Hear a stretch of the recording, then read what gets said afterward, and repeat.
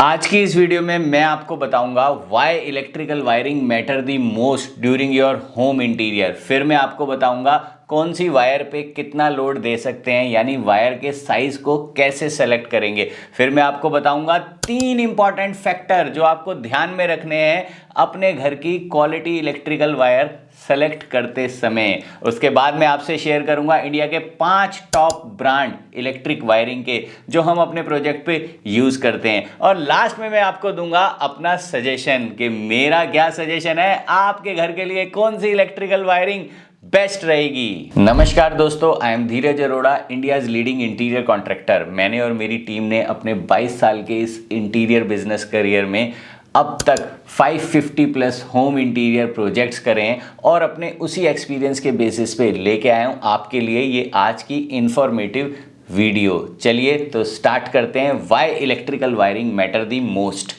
Well, one wrong wire can cost you everything, so choose wisely. घर के अंदर जो सबसे इम्पॉर्टेंट और सबसे पहला पैरामीटर सेफ्टी का आपने डिफाइन करना है वो इलेक्ट्रिकल वायरिंग ही है।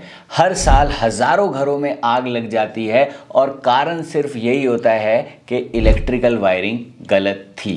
आपके घर का AC, fan, cooler, fridge, geyser सब कुछ वायर्स पे ही तो चल रहा है। ज़रा सोचिए, अगर आपने गलत वायर लगाई, ओवर हीटिंग हो गई, इंसुलेशन उसकी वीक थी या अंडर गेज की वायर लगी हुई थी, फिर क्या होगा? शॉर्ट सर्किट हो जाएगा। भगवान ना करे आपके घर कभी ऐसा हो, लेकिन इस बात को गांठ बांध लो कि अगर आपने गलत वायर लगा दी तो घर का पूरा इंटीरियर खराब है। चलिए अब समझते हैं science of electrical wiring. Yes, कि कैसे आइडेंटिफाई करें कि कौन से लोड पे कौन से साइज का इलेक्ट्रिकल वायर लगेगा। यस, ये बहुत इंपॉर्टेंट है।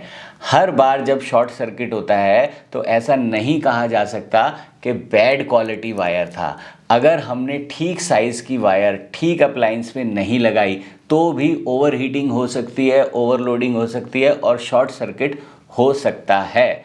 So to understand this, that which gauge of wire is perfect for your electrical appliances, you have to first understand some देसी बिजली वाला टर्मिनोलॉजी। यस, तो सबसे पहले समझते हैं सर्किट क्या होता है।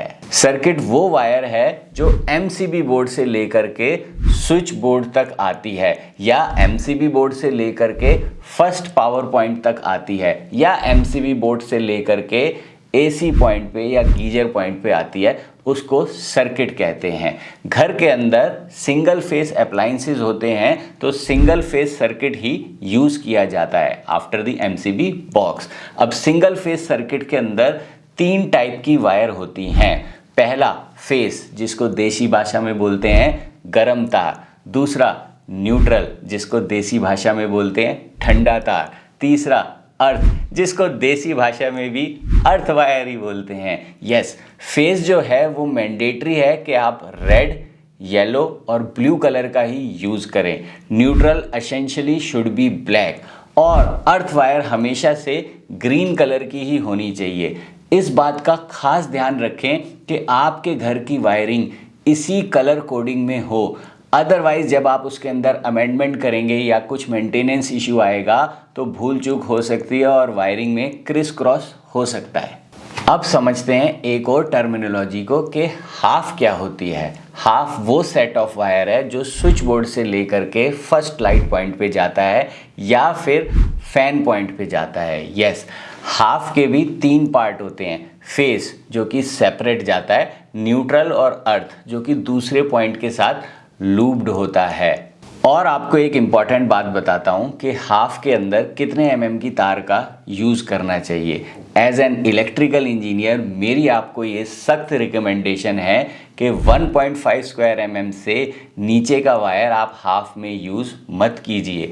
फेस जो है वो 1.5 स्क्वायर mm का होना चाहिए, न्यूट्रल जो है वो भी 1.5 स्क्वायर mm का होना चाहिए, अर्थ भी एसेंशियली 1.5 स्क्वायर mm की होनी चाहिए। कुछ लोग कॉस्ट कंट्रोल करने के लिए फेस, न्यूट्रल और अर्थ को 1 mm का यूज़ कर लेते हैं। ऐसा करना बिल्कुल भी ठीक नहीं है, इससे बाद में आपको बहुत प्रॉब्लम आ सकती है। हाँ, अर्थ को आप कभी कभी 1 mm का यूज़ कर सकते हैं, बट मैं आपको 1.5 स्क्वायर mm का ही अर्थ वायर रिकमेंड करूंगा। अब देखने और समझने वाली बात यह है कि हम 1.5 mm की हाफ पे कितनी नंबर ऑफ लाइट्स को प्लेस कर सकते हैं। ऐसा नहीं है कि 1.5 mm की तार पे आप बहुत सारी लाइट लगा दें या पूरे कमरे की लाइट जोड़ दें या पूरे घर की लाइट जोड़ दें।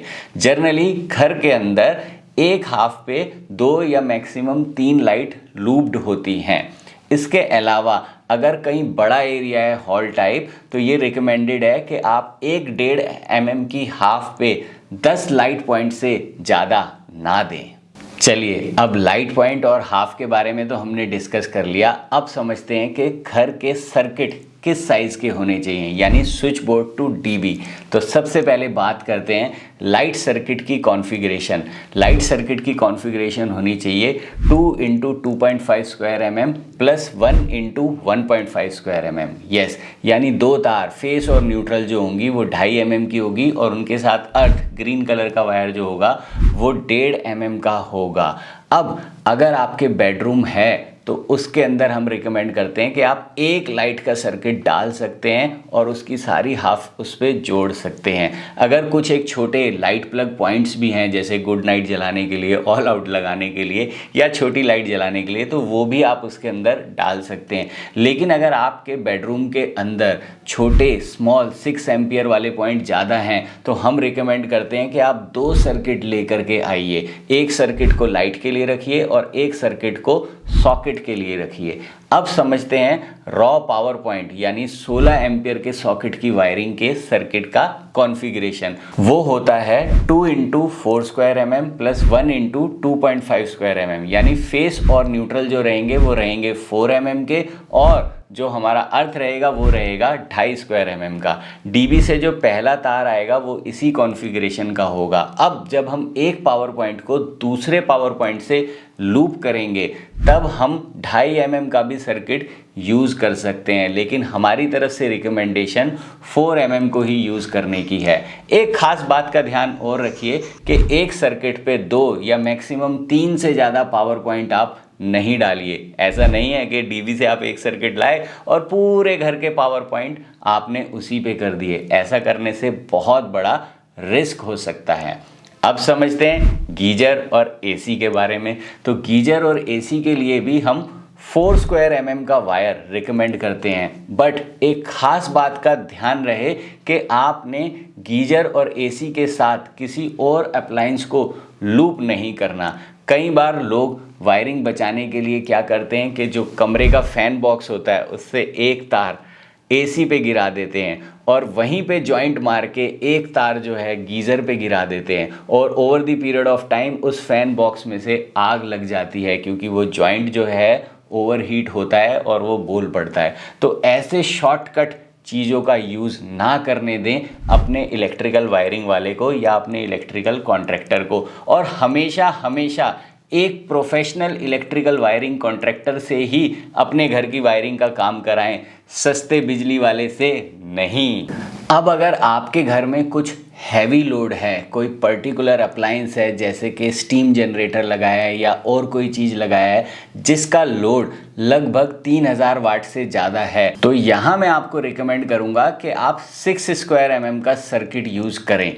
यहाँ पे आपको कॉन्फ़िगरेशन लेनी चाहिए 2 × 6 square mm plus 1 × 4 square mm, यानी 2 तार फेस और न्यूट्रल 6 mm के और अर्थ जो हो गया वो 4 mm का। अगर कॉस्ट फैक्टर को कंसीडर करना है तो आप अर्थ 2.5 का भी लगा सकते हो, बट हमारी तरफ से रिकमेंडेशन 4 mm की है। हर एक वायर ब्रांड आपको इस तरीके का एक चार्ट देता है जैसे मुझे हैवेल्स ने दिया है, जिसमें उनके सारे mm डिफाइन होते हैं और उनकी करंट कैरिंग कैपेसिटी भी डिफाइन होती है। लेकिन मैंने चीज़ों को शॉर्ट करके आपको वो थंब रूल बता दिए हैं जो आपको वायर सिलेक्शन में हेल्प करेंगे। तो अब समझते हैं वो 3 इंपॉर्टेंट फैक्टर जो आपको ध्यान में रखने हैं घर के लिए एक बढ़िया क्वालिटी की वायर सेलेक्ट करने में। यस, तो पहला फैक्टर है प्योरिटी ऑफ कॉपर। तो आपको 99.97 या 99.99% प्योर इलेक्ट्रोलाइट कॉपर वाला ही वायर यूज़ करना है। दूसरा फैक्टर है क्लास 5 कंडक्टर। क्लास 5 कंडक्टर से ये मतलब है कि छोटे छोटे स्ट्रैंड होंगे और बहुत ज़्यादा स्ट्रैंड होंगे, जिससे कि वायरिंग की फ्लेक्सिबिलिटी आपको बहुत बढ़िया मिल जाएगी। इन दोनों पॉइंट में आपको बहुत टेक्निकल नहीं जाना, क्योंकि जो 5 ब्रांड मैं आपको बताऊंगा वो पांचों ब्रांड ये दो क्वालिटीज़ आपको देते हैं। अब समझते हैं तीसरा इंपॉर्टेंट फैक्टर, वो है इंसुलेशन। यस, तार की आउटर इंसुलेशन। यहाँ पे मैं सबसे पहले कहूँगा कि ये चेक कीजिए वो हीट रेजिस्टेंस है, और ये चेक कीजिए कि वो रूडेंट रेजिस्टेंस है। हीट रेजिस्टेंस मतलब थोड़ा ओवरलोड हुआ तो क्या वो हीट को झेल लेगी, जल्दी से जलेगी तो नहीं। दूसरा, रूडेंट मतलब कि चूहे वगैरह जब तार हमने डाल के छोड़ दी है और साइड फाइनल में टाइम है तो चूहे तो उसको काटने जाएंगे, या डलने के बाद कहीं से वो बेयर है तो चूहे तो उसको नहीं काटेंगे। तो ये दो बात को आपको इंश्योर करना है। और इसके बाद इंसुलेशन के बेसिस पे 3 ग्रेड आते हैं, जिसको बहुत इंपॉर्टेंटली आपको डिसाइड करना है। पहला ग्रेड होता है FR। FR means fire retardant, कुछ लोग इसको फ्लेम रिटार्डेंट भी बोलते हैं, यानी जल्दी से ये तार आग नहीं पकड़ेगा।